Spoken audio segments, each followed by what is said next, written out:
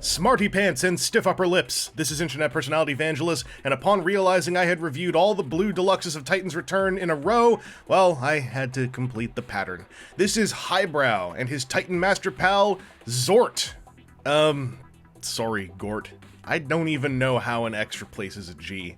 I guess if you turn the letter G inside out, maybe you get an X. If you do it in a very specific way. Zort has Gort's blue and gray, but his sculpt is, well, it's fracas with a new head. A tiny new head that would be really hard to notice if not for its very welcome strip of silver optic paint. As for being 90% of Scourge's Titan Master, just bank that thought for now.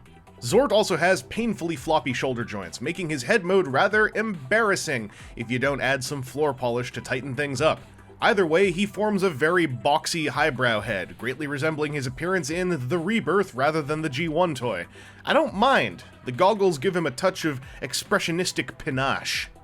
Zort's got a snug and crimson-windowed cockpit to occupy on the front of his double-propeller helicopter, which looks real darn adequate. It's got the right shapes and colors, with a few splashes of red and gunmetal for visual spice, and check it out, this is actually a backwards Scourge. Literally nothing makes that clear at this point, but deep inside of this vehicle are the shared spinal column and upper legs of the bearer of fracas. The front landing gear can fold up, revealing a display stand compatible peg hole, and unfortunately, the placement of the hinge and the frontward nature of the connection means this doesn't actually work all that well, due to fulcrum science.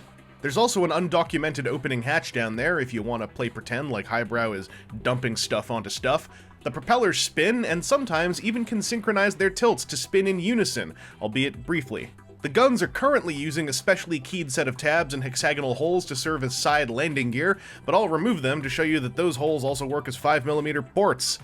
There's another port near the tip of each wing, as well as two more lining the edges of the cockpit area. Mucho armament! The included guns can also combine into a side Pagan chair gun, though it's very weird in that its pilot ends up sitting way too high for my liking.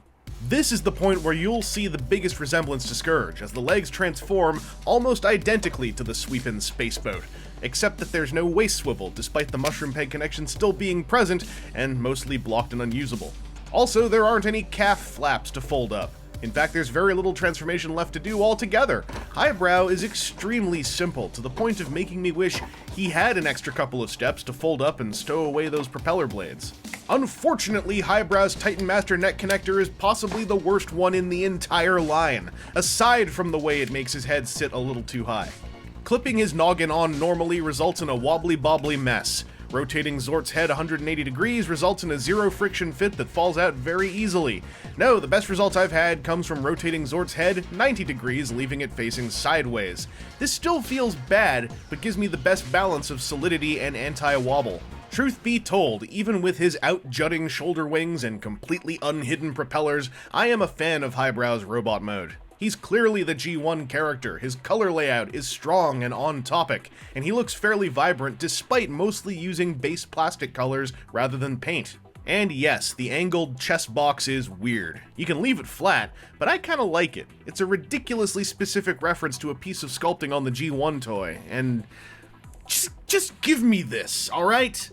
Highbrow's twin guns look pretty darn good in his hands, and all his vehicular 5mm ports are still available if you want to load him up like a Macross Super Valkyrie. Also, as you can plainly see, he and Scourge have the same upper legs. What even is a retool anymore? Well, it certainly isn't as simple a thing to define, and I don't really mind.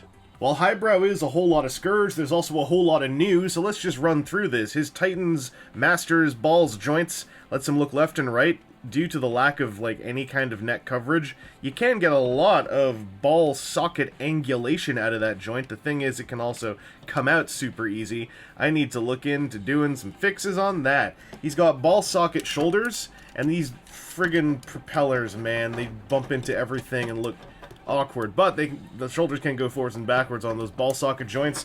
Thanks to the openness of the socket, you can get a little bit of that butterfly swivelage. You can also get a little bit of that outward swivelage to around about here, and if you use the transformation joint, his shoulders can go out to about here before they start to crush his head.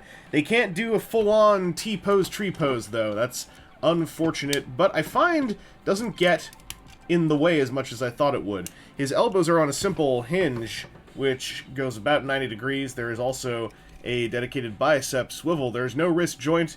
His transformation joint has that thing where it looks best here, but it can go out to there. It can go in here. Just stop it right there. He's got no waist joint, even though he's got all that stuff in here, and this thing straight up can't move. Also, his head flew off when I did that, because his neck socket is probably the worst one in the entire line.